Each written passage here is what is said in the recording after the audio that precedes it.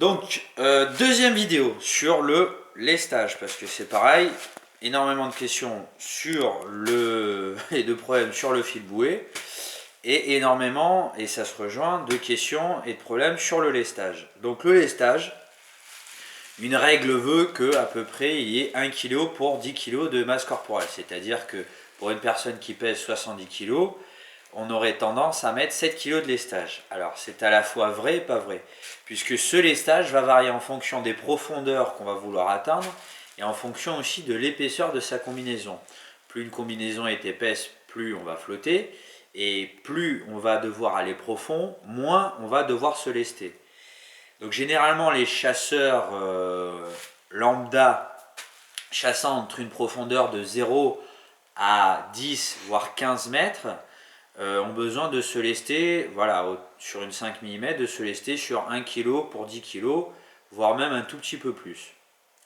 Or, pour des chasseurs encore moins profonds ou ayant une masse corporelle de plus de 80 kg, le lestage risque d'être assez important, atteindre facilement les 8, 9, voire 10, voire des fois 12 kg.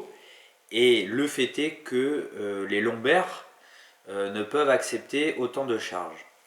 Donc on va effectivement commencer à se lester au niveau de ces lombaires avec une ceinture. Les ceintures, il y en a de plusieurs sortes.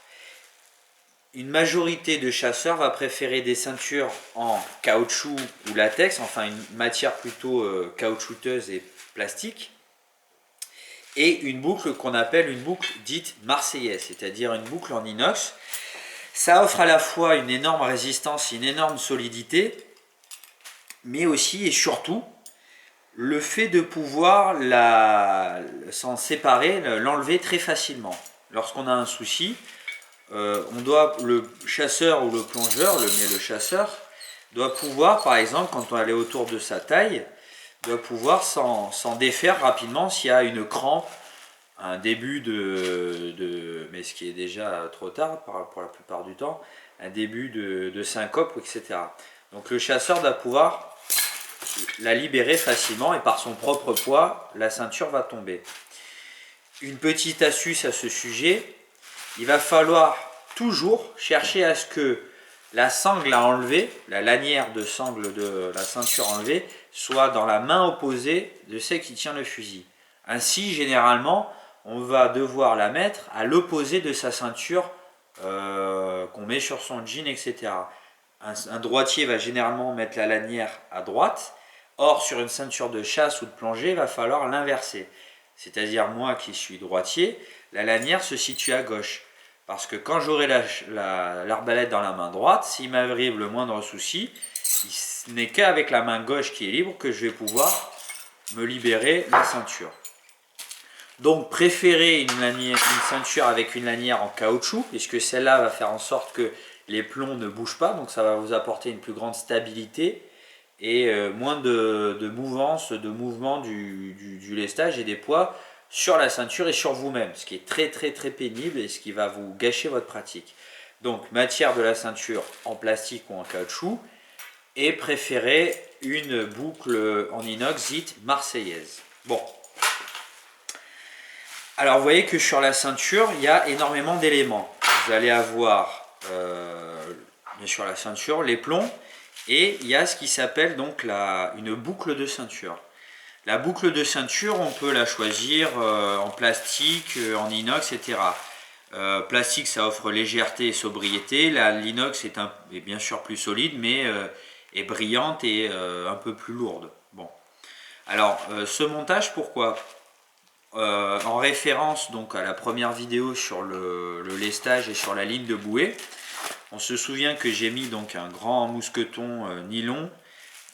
Ce mousqueton va donc venir se clipser facilement à sa boucle de ceinture, et ainsi quand on va nager, le mousqueton va être à l'arrière.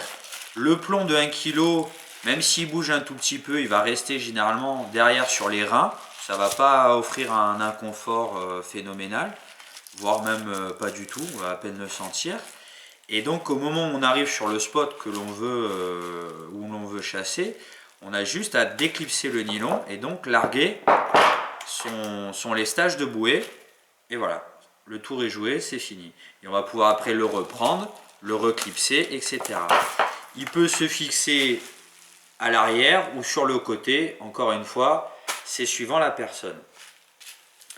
Vous allez noter aussi qu'il y a une espèce de grande lanière. Alors cette lanière, c'est ce qu'on appelle une sous-cutale.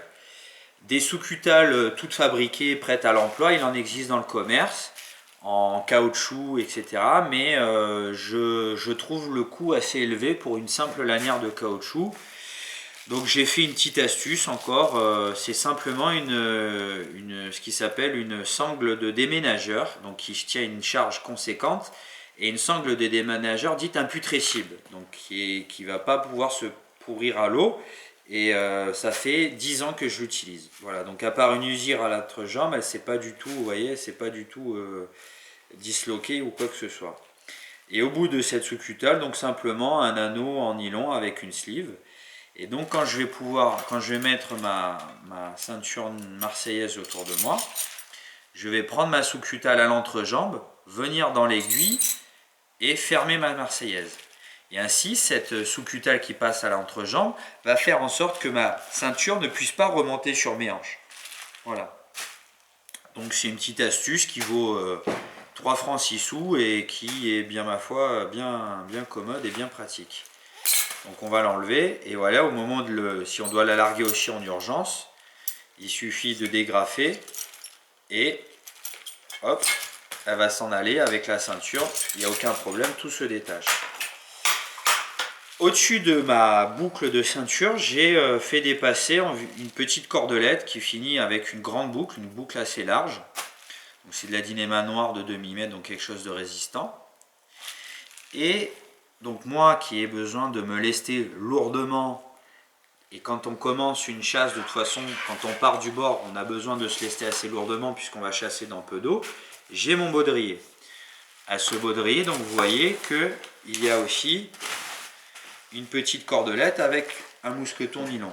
Eh bien, il faut les attacher l'un à l'autre, tout simplement.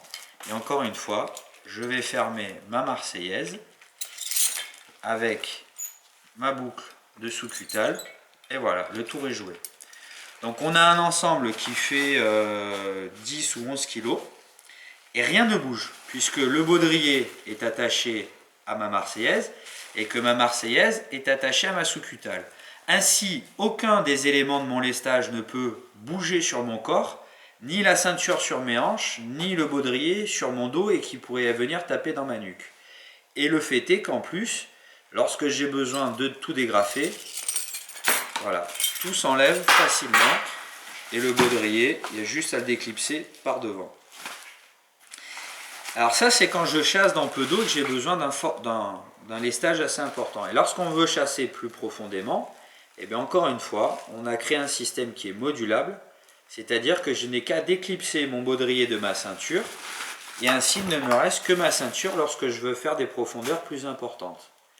Donc encore une fois, on va essayer de chercher un maximum ce qu'on appelle la modularité.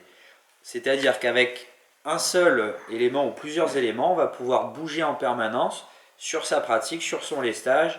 Et on va le voir plus tard dans d'autres vidéos. Par exemple, avec son arbalète, on va pouvoir créer des arbalètes modulables. Et voilà, au travers de plusieurs équipements, on va essayer d'en faire qu'avec un seul équipement, on va pouvoir jouer un maximum. Et donc sur une seule sortie de chasse, pouvoir moduler sa sortie de chasse en fonction des fonds qu'on va côtoyer, etc. Donc voilà, un système qui est modulable, qui est pratique et économique puisque tout est à base de cordelettes et de sangles qui valent 3 francs 6 sous. Il y a encore une dernière astuce pour un baudrier qui peut s'enlever, c'est-à-dire on peut les trouver directement dans le commerce montés comme ça. Ce sont les baudriers avec une boule. Si votre baudrier n'en a pas, vous achetez simplement ce qui s'appelle une balle de golf. Avec une perceuse, vous trouvez la balle de golf, vous passez une lanière, une ficelle dans la balle de golf, vous refermez et cette balle de golf, vous l'attachez ici et elle va pouvoir se passer sous la ceinture. Pareil, quand je veux en changer, j'ai qu'à soulever, donner un peu d'espace à ma ceinture, retirer mon baudrier et il ne me restera que ma ceinture sur moi.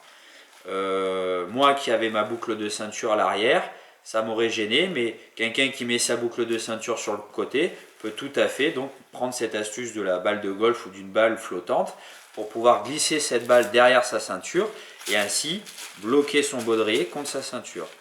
Et l'utilisation de la sous-cutale sera aussi nécessaire. Voilà. Donc voilà pour cette partie, les stages.